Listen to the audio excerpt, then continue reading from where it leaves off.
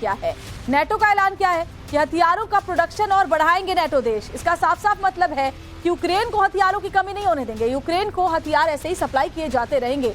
युद्ध की पहली साल पर यह नेटो का बड़ा ऐलान। ग्रुप कैप्टन देवनाथ, क्योंकि इससे पहले नेटो चीफ ये कहते हुए नजर आए थे कि हमारे पास भी अब हथियारों की कमी हो रही है, ऐसे में अब इस ऐलान को आप किस तरीके से देखते हैं, अगर संक्षेप में बता पाए।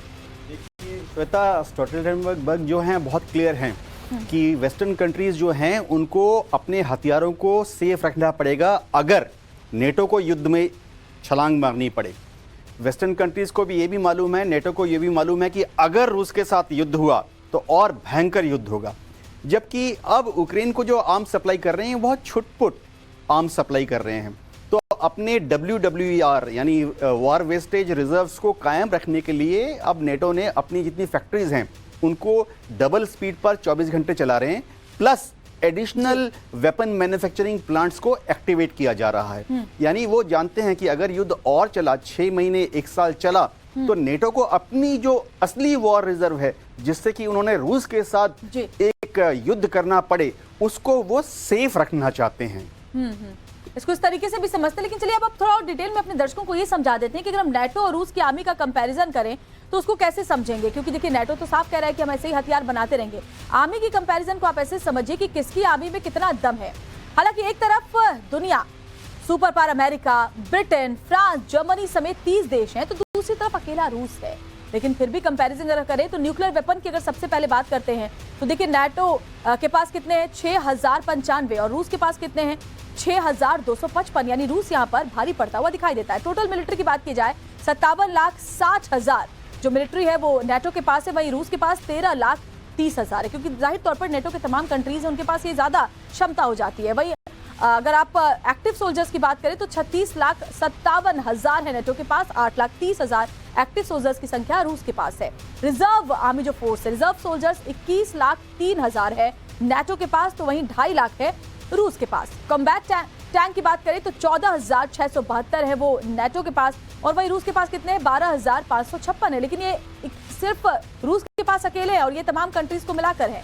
वहीं आर्म्ड व्हीकल की बात की जाए तो 1,51,000 है नेटो के पास, वहीं 1,15,000 रूस के पास है। बहुत ज्यादा अंतर नजर नहीं आता। इन्फेंट्री फाइटिंग व्हीकल की बात करें तो 13,772 है तमाम नेटो कंट्रीज को मिलाकर, वहीं रूस के पास कितने हैं, 12,580 हैं।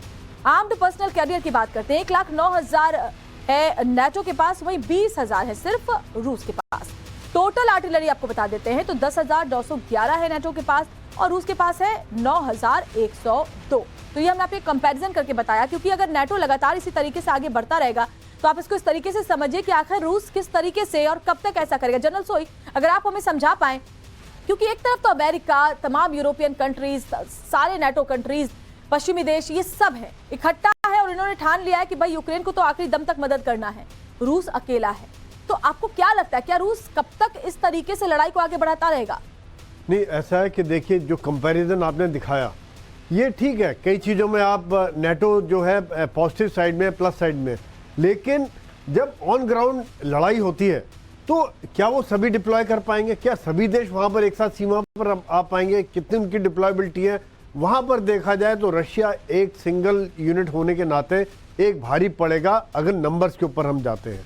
दूसरी बात यह है कि यहाँ पर अगर आप देखिए जिस प्रकार से मदद वाली बात है, जो पहले भी स्पीकर्स आए थे कि बात हो रही थी कि रशिया क्यों लड़ाई लड़ रहा है, यहाँ पर मैं एक थोड़ा सा न्यूट्रल व्यू देना चाहूँगा कि आप अमेरिका का इंटरेस्ट भी देखिए, अमेरिका का नेशनल इंटरेस्ट देखिए कि उसका काम था कि एक तरफ चीन का प्रभुत्व बढ़ता जा रहा था, रशिया जो है पुतिन के अंडर एक पुरानी ताकत, बड़ी ताकत बनता जा रहा था, अमेरिका का धीरे धीरे दुनिया में इन्फ्लुएंस कम होता जा रहा था, नेटो देश आपस में बढ़ते जा रहे थे। तो ऐसे में अमेरिका ने एक बहुत बड़ा ही एक स्ट्रेटजी चली है जहाँ पे कि रशिया को उन्होंने इस दलदल में फंसा दिया है।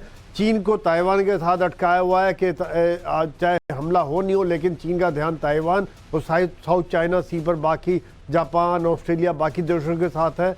तो इस प्रकार से अभी रशिया को इकोनॉमिकली धीरे धीरे ब्लीड कर रहे हैं और जो सपोर्ट देते जा रहे हैं, ये वेपन सिस्टम्स हैं वो धीरे धीरे देंगे, लेकिन कितने देंगे ये बिल्कुल लिमिट में रखेंगे। ऑफेंसिव वेपन नहीं देंगे, डिफेंसिव करे लेकिन ऑफेंसिव नहीं करे, उतना दें कि यूक्रेन जिंदा रहे, लेकिन यूक्रेन जीते या आगे बढ़े ये नहीं हो पाएगा। ऐसा बिल्कुल नहीं। देखो सच्चाई ये है कि पहले तो यूक्रेन ने सबको सरप्राइज कर दिया जिस प्रकार से वो लड़ा है।